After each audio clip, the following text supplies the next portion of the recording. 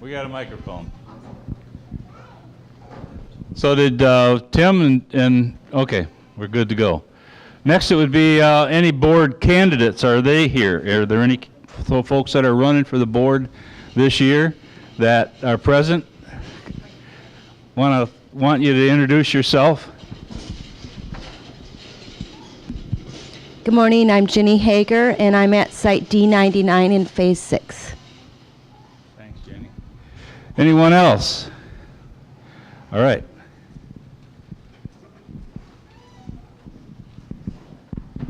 Good morning, my name is Charles Bursk, and I'm at Site 389. Thanks, Charles.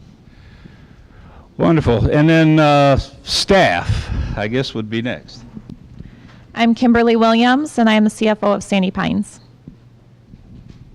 Ralph, you are staff as of last Monday again. So. I'm Ralph Smith, working for the inspector's office.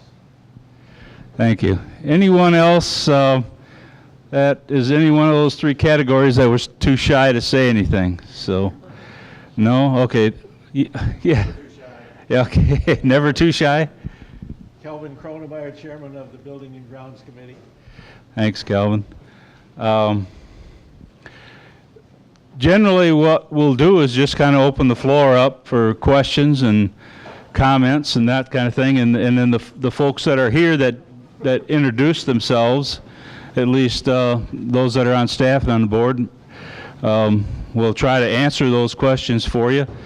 And while I'm thinking of it, I got to do a commercial. The coffee and cookies and drinks are all furnished today by Jamestown Patio and Wayland Hardware. Both of these folks have been great supporters of Sandy Pines, and Sandy Pines does business with Wayland, and Jamestown Patio does a lot of work here in the park as well. So sign up. We're giving away $5 gift certificates to the Dairy Dip that will be drawn on Monday. So get your name on there and site number and the information, and be signed up to try and get some of those certificates. Anybody have anything? Good. Dee. Okay, for the proposal on the pool, if that passes, how long or how many years before the pool will be built? I'll get the mic.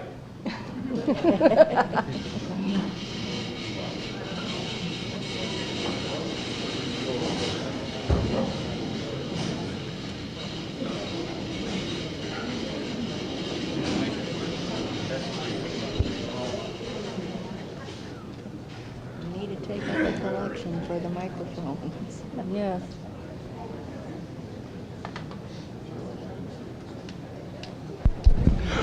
There we go. You want That to? one you want? No. Okay. The question Dee had was, if it goes through, how long will it be before it's built? We're putting together a schedule that will be pending a positive vote.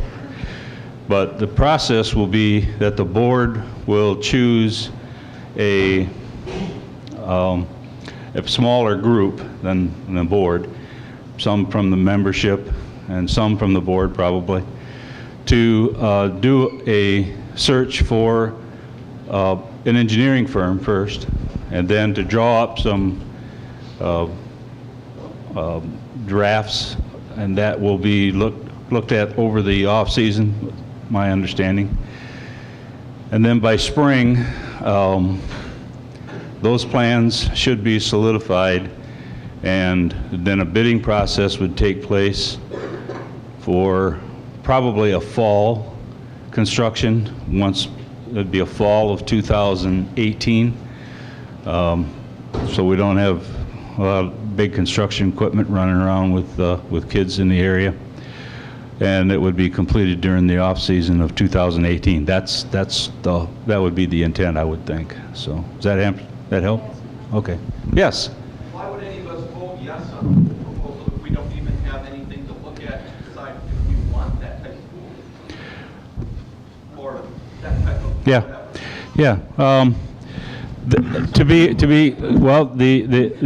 I think the issue at this point is that anything at this point would be conceptual and not in nature of any reality. So at this point, we're working from a dollar number that has to fit what we can buy with the money that's going to be allocated. So I think that in the spring, there would be options that would be shown, but I don't think that, you can correct me if I'm wrong, Marty, but I think the committee will make a recommendation to the board, and the board would make a final decision on what that would be what it would look like. Gene, can I respond? Gene? Yep. Can I respond? Yeah. The board actually grappled with this this past Monday about that very same issue. And we went back and forth. Actually, Tim Hoffman brought that same very issue forward. And why would members vote yes on this without actually seeing a plan? And it was decided that in not to push this off and hold this vote hostage, not hostage, but hold this vote for another year and get the question out to the members if they want a pool or not. And we have a rough amount of dollars that we can work within and then build the plan there. So in the decision that the board was faced with was, do we put this off for another year? Now, we as a board administration can own the fact that a lot of things, we've been working on things in the interim. There's costs that are associated with working on that, and you know, there's a lot of complicated things that go into that, and there have not been any dollars allocated towards coming up with the plans to develop plans. So in lieu of losing another year, we decided to go forward with a vote, and then we'll work backwards from there. So that's the rationale behind that. Whether it's right or wrong, we just did not want it to go off because we know this is a hot issue for members. Let's put it to the vote of the members. Use the committee to drive the process and develop the plans, and then go from there. So if I understand it correctly, our vote is just on whether or not we want a facility there or not. Will there, once a couple different plans drawn up, will the people be able to vote on which plan they'd like to see in place? I would say that the answer to your question probably was answered by Mike, and that is that it will go to committee. Committee will make recommendation, and that will go to the board, and the board will make a decision, and then it will be presented. So So no, we won't be able to vote which correct. we want to see. Correct. Yes. Survey taken. Lorena Hoffmeyer, Site N202. Last night there was talk about having mulch, rubber mulch around the playground. Do you know if that's latex free? Because that would be a concern. No, I don't know. I am. Is there anybody here from the safety and security that's talked about that? Yeah, yeah. That maybe you can answer that. Tim, you got something to say on that? And I was approached last night about that. I'm going to check into it because my understanding that rubber's not a really good base, and I'm thinking that we were talking about that and looking at different avenues. Because there's been different things I have seen. I've seen a mat with some kind of material underneath it so that it would give it some kind of bounce and stuff. So I have to check into it exactly because I haven't talked to the girls that are on that committee to deal with the playground. But it was brought up to me last night about the rubber aspects on that. So I wanted to respond on the pool as well. So the question is, you know, how much input and stuff will come from the members. there will be a committee that's charged with working on the pool, and that committee will be made up of the membership. And part of the role of that committee would be to continue to solicit input from the membership. And I would see no reason why we wouldn't do, as we have in the past, forums and things along those lines to continue to show progress as things progress.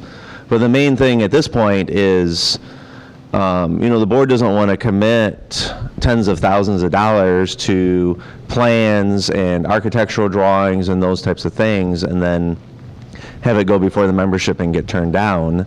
And so really the intent at this moment is to solicit the membership and see if the membership is wanting to spend the dollars on the pool or not. But you will definitely be kept informed throughout that entire process. So just wanted to add those comments. Just a couple comments on regards to that. Years ago, when we voted in the rec station with a water pool, with a water park and all of that, that passed by what, 1 or 2 votes. However, when we voted on it, it was supposed to be a hot tub with it. Well, sorry, but that never came. So now we're supposed to put our trust again with a great load of money, not seeing proposals. If you did this in a school bond, it would never pass in a million years. The other thing is it a reason that we have to push the pool through is because you first have to vote the money thing through, the capital reserve fund, to get the pool, because you can't vote just on the pool unless the capital reserve fund goes through. And I know what your comment is going to be, that you need that money to sustain the pool. How were we sustaining a pool that fell apart before without extra money? That is a great concern of a lot of people. I should say, don't believe I should put through a capital reserve fund, not knowing what we're voted on, because the last time it was so overly inflated. It included vests to protect our rangers, things that just shouldn't be. And I believe there are a lot of people here that would like to see that before we vote again. And I believe, if I'm not mistaken, a lot of people here are going to misinterpret the vote, thinking they can vote on a pool and get it, and not the capital reserve fund first. I'll address that comment first and then see if anyone else wants to address. I can definitely understand where some of the questions and everything are coming from, but it's not that we're trying to pass a capital reserve fund to have the funds to maintain the pool. The board is trying to make it very clear that we need additional funds to maintain the park. We already lost our indoor pool building. There are an enormous amount of necessary repairs around the park at this point. And we've been capped, right? So the ability to raise dues currently is limited solely to cost of living increases and to any assessments that are passed throughout the park. And the history has been to put an assessment on the table for each and every project. And the goal of this board is to come to the membership and to say, we have looked at this in depth and we believe that these are the amount of funds that we need to repair and get the park back up to the standard that it needs to be, and doing it all in the $200 a year proposal, and then separating the pool out to be able to see how much of the park is in favor of a pool and how much of the park is not in favor of a pool.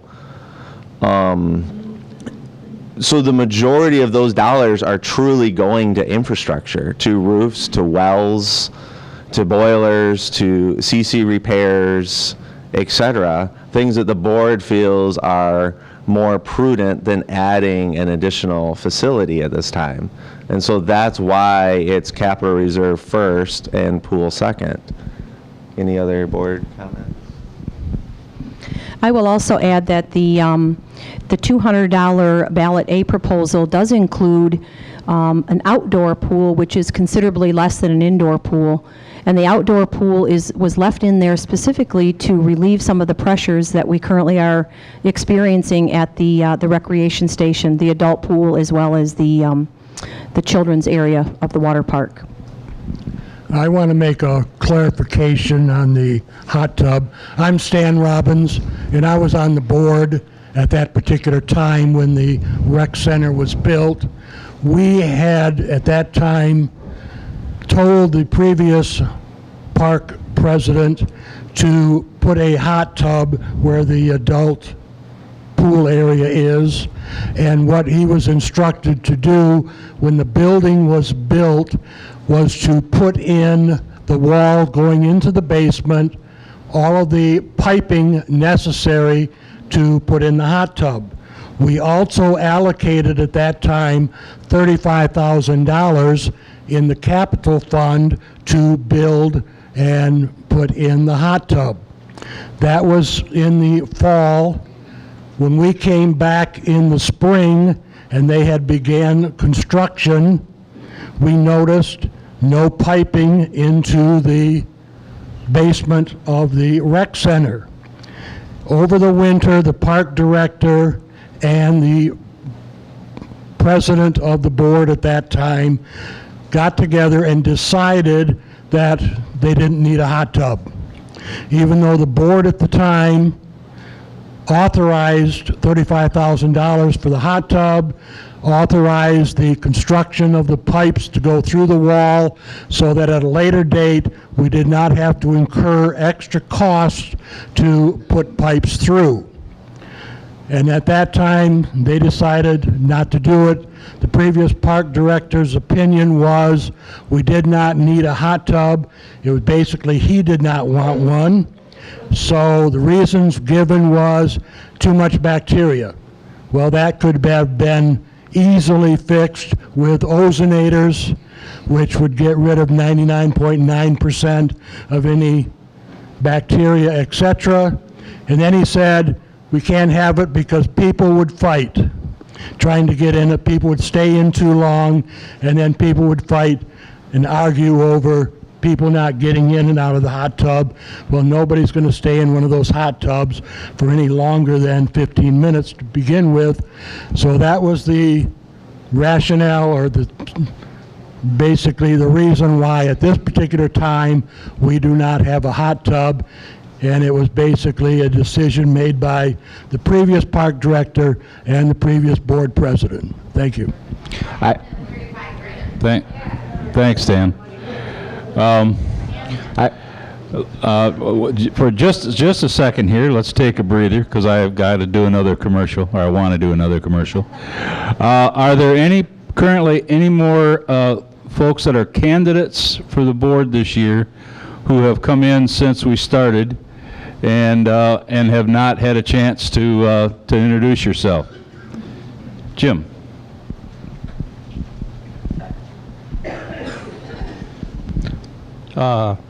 Jim Huck, N182.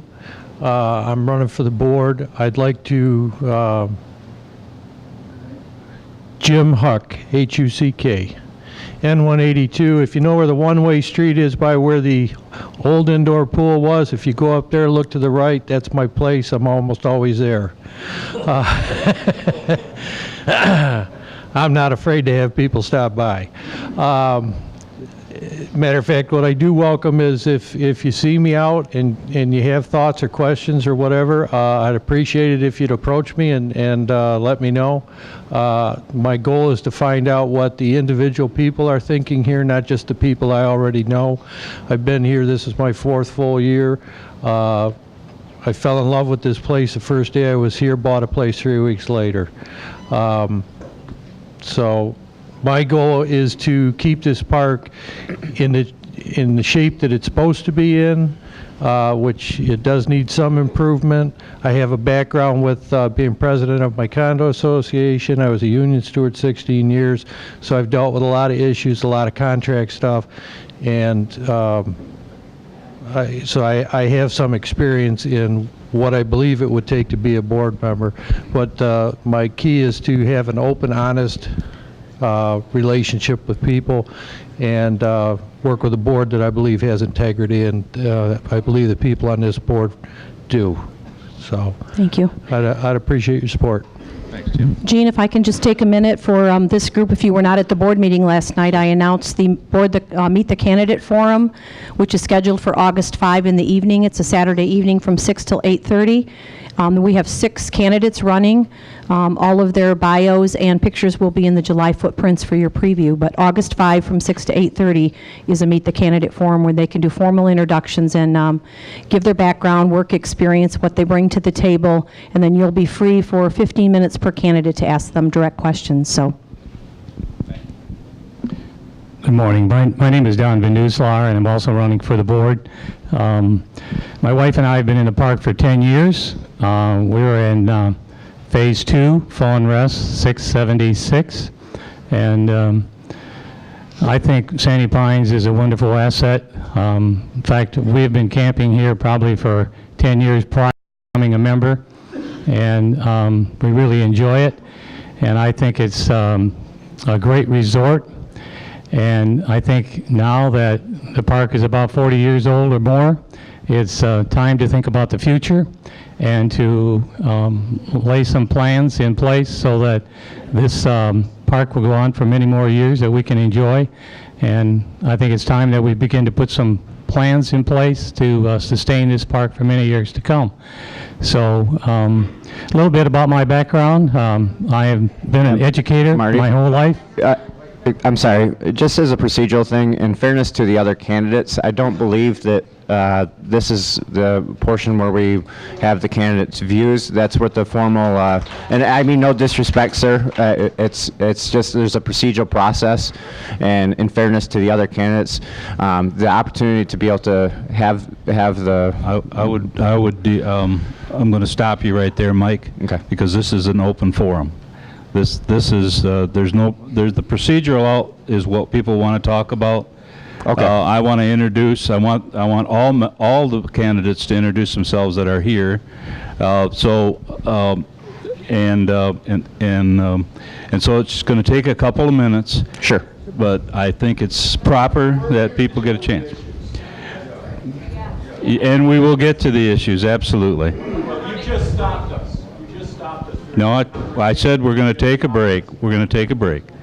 So that's what we're doing. Do you have anything else you want to say, Don? You dare? Sure. I'll make it very short. Just to give you an idea of my background, I've been an educator. I ended my career as a superintendent of schools, and after that, I served as mayor for the city of Hudsonville for 12 years. Thank you. Thank you. Okay. I think when we left, well, again, the cookies are gone. I'm sorry. There's still coffee there, and there's some water there probably, but sign up for the ice cream that's on Jamestown Patio and Wayland Hardware. And I think when we were just before the break, we took a little break. I think this gentleman had his hand up.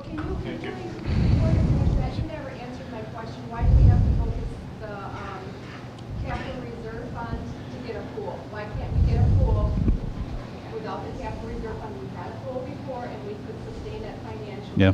So could you answer that question before you go on? I thought it had been answered, but maybe not. But that was a board decision, and so I would defer to the board for that. Mike, you want to speak to that? Yeah.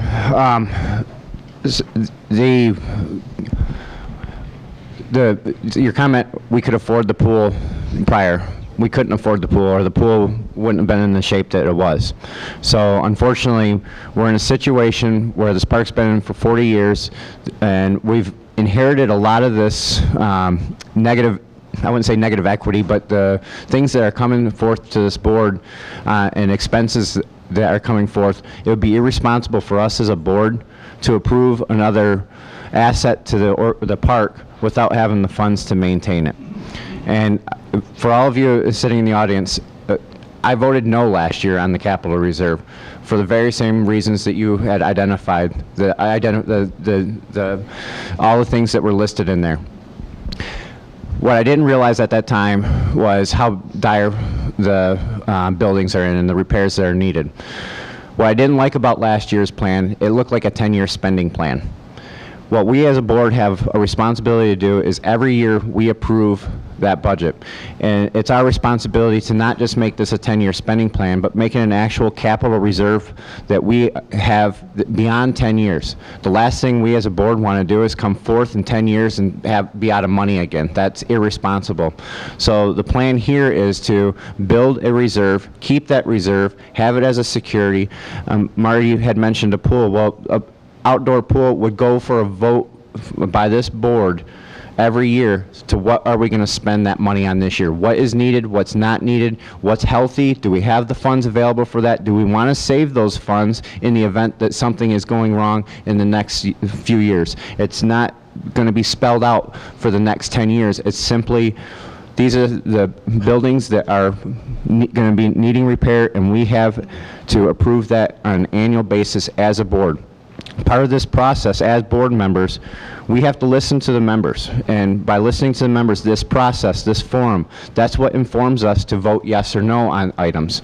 So you have your input to us as a board, and through that process, we'll be making a decision in August on the budget for next year. And we want to hear, I want to hear from you guys, we want to hear from you guys to make an informed decision on that budget. And that would be the same for that capital assessment if it was to go through.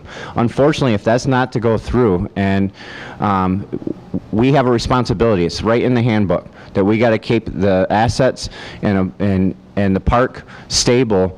And if this doesn't go through, we unfortunately are going to be faced with a very tough decision as a board of whether or not to increase the dues to be able to maintain some of the roofs and items that are falling apart right now. So it's not an easy place to be in right now. So. Will you have this one itemized like we did the last one?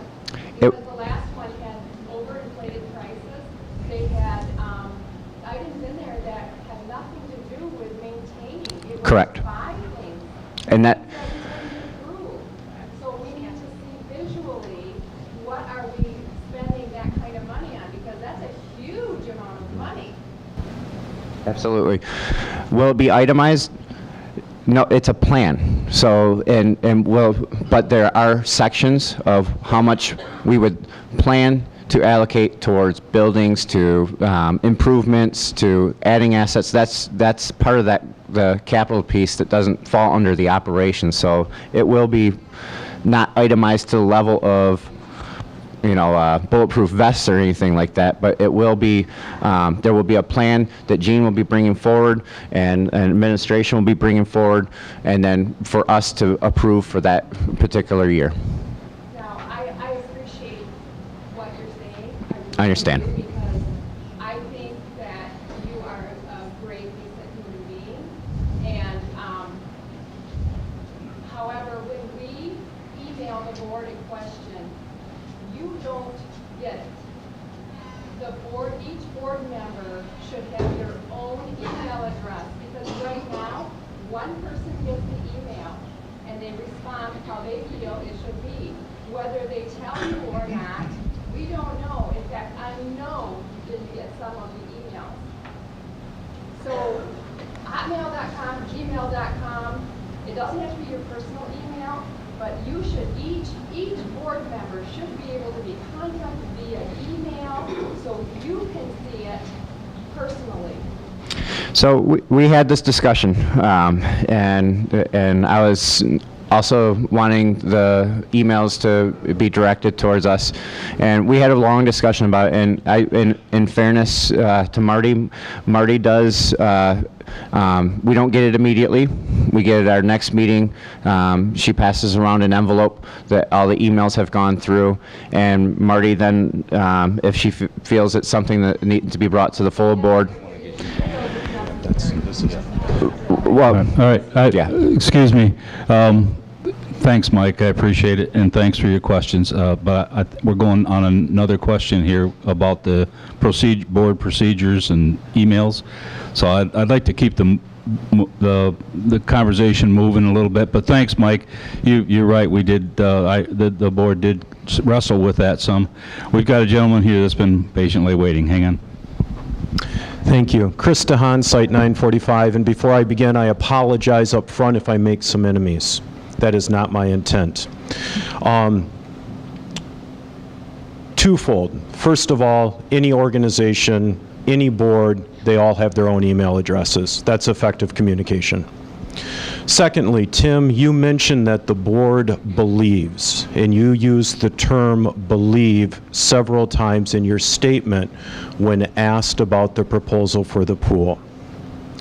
How can we, as a membership, trust you to believe what is right when last night the board turned around, neglected what the members of Sandy Pines voted for last year, and passed a policy in which you are now allowing rangers to use tasers, which are considered a firearm, something that this membership voted down by 70%.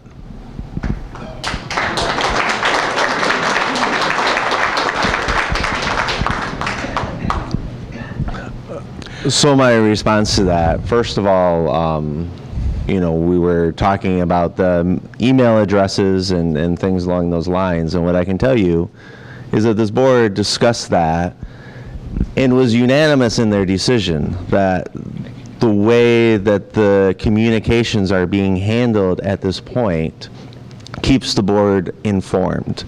Marty shares every single email communication that comes through with this board, and the board has the ability to weigh in on responses. That is one of the responsibilities of chairman of the board. As to safety and security, and as to, you know, this question of belief, I believe that that's the exact process that we're going through with our elections at this moment. We have 3 openings on this board. We have various candidates running. We have open forums like this. We have the candidate forum that's coming up. I believe the candidates invited you to their lots. This board is always open for conversations as well. And so it's that very process that allows you to build the belief in the board. But when we sit down and we start to, myself personally, I probably have hundreds of hours into this conversation. We listened to the membership. The membership made it very clear that they did not want firearms in the park.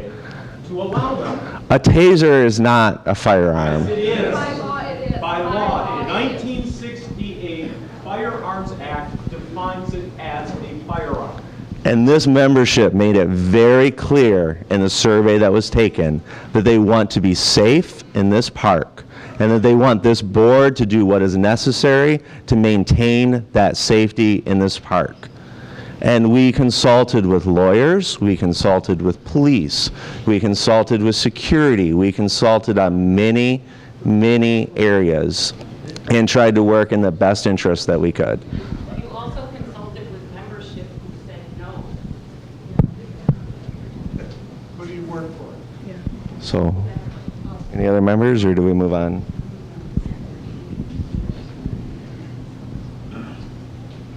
Anybody else speaking to that, or go on to the next? Okay. I'm Carol Childs from Lot 628. I have a question to Tim.